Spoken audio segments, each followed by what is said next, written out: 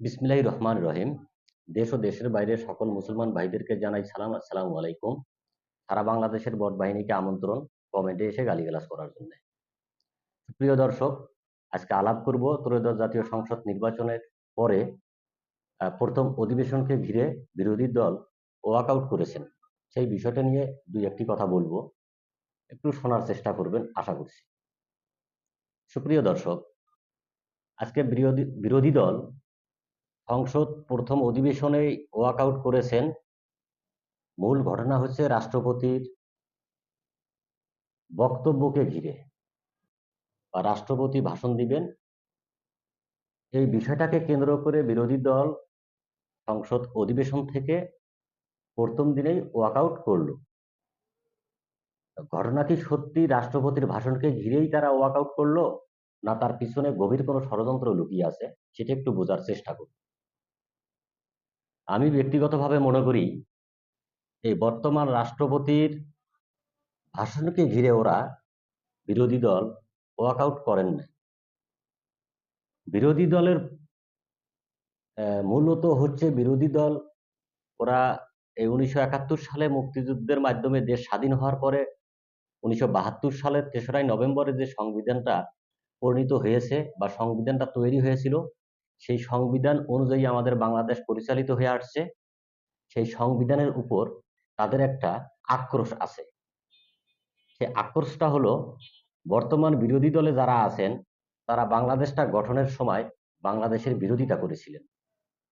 বিদায় সেই মুক্তিযুদ্ধের সংবিধানের প্রতি তাদের একটা আক্ষেপ থাকবে, এটাই স্বাভাবিক।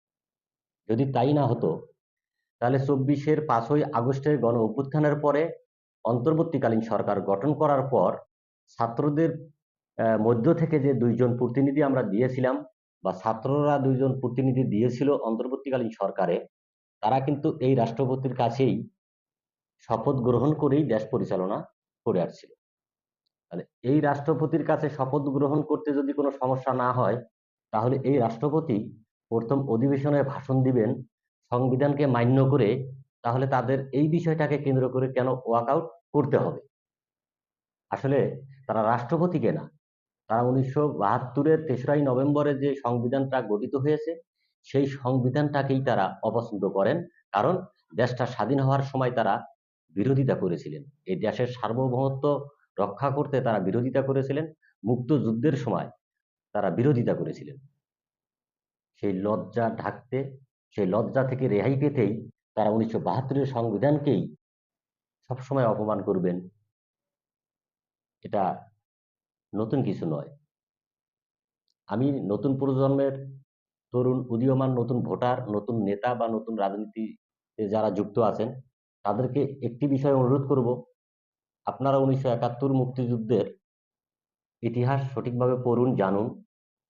হয়তো অনেক তরুণরাই আছেন যে 1971 সালকে, মুক্তিযুদ্ধকে আওয়ামী লীগের সাথে গুলিয়ে ফেলেন।